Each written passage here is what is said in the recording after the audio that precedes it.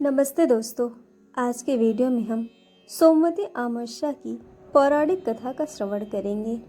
आइए सुनते हैं कथा को विस्तार से। सोमवती अमावस्या व्रत कथा के अनुसार एक गरीब ब्राह्मण परिवार था। उस परिवार में पति पत्नी एवं उसकी पुत्री भी थी। उनकी पुत्री समय के गुजरने के साथ साथ धीरे धीरे बड़ी होने लगी। उस पुत्री में बढ़ती उम्र के साथ सभी स्त्रियोचित सगुणों में विकास हो रहा था। वह कन्या सुंदर, संस्कारवान और गुणवान थी, परंतु गरीब होने के कारण उसका विवाह नहीं हो पा रहा था। एक दिन उस ब्राह्मण के घर एक साधु महाराज पधारे। साधु उस कन्या के सेवा भाव से अत्यधिक प्रसन्न हुए।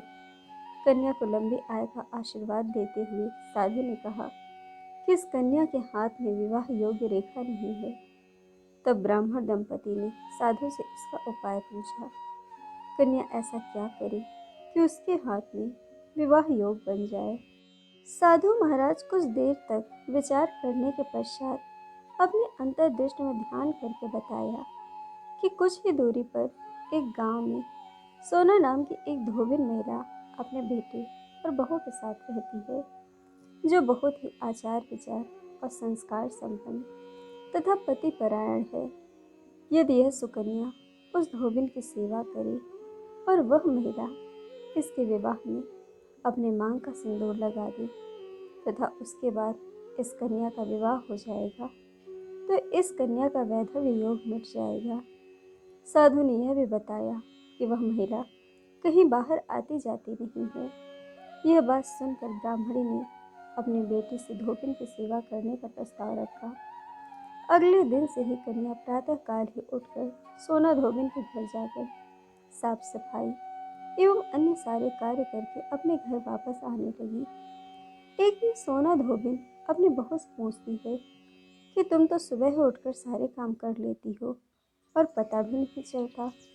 बहू ने सोना धोबिन से कहा, माँ जी, मैंने तो सोचा कि आप ही सुबह उठकर सारे काम खुद ही खत्म कर लेती हैं। मैं तो देर से उठती हूँ। यह सब जानकर दोनों सास बहू घर की निगरानी करने लगी कि कौन है जो सुबह ही घर का सारा काम करके चला जाता है। कई दिनों के बाद धोबिन ने देखा कि एक कन्या मुंह ढके अंधेरे में घर में आती है और सारे काम करने के बाद चली जाती है।